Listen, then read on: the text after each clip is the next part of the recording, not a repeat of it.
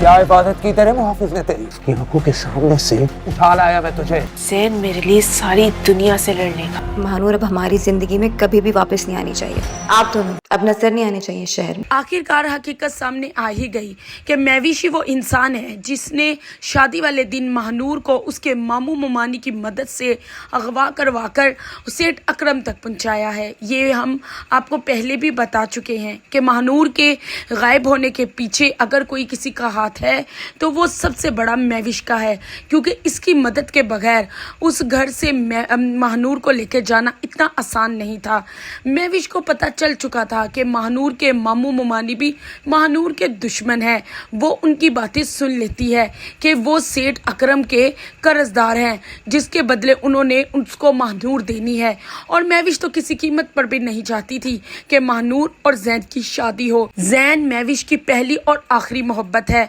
वो उसके बगैर जीने का तसव्वुर भी नहीं कर सकती थी। और जब से मैविश और ज़ैन के दरमियान महानूर आई थी तब से मैविश उसको दुश्मन मान चुकी थी।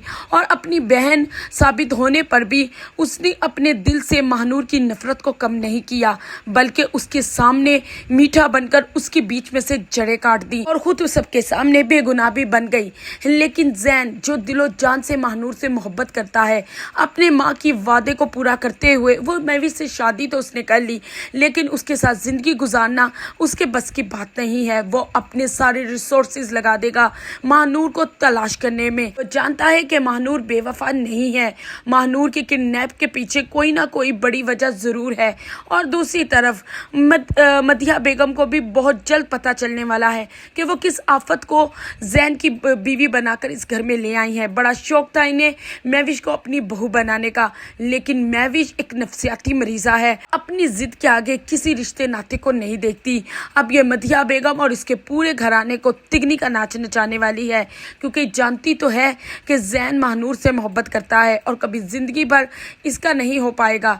निकाह तो कर चुका है, लेकिन बीवी की हैसियत कभी नहीं देगा।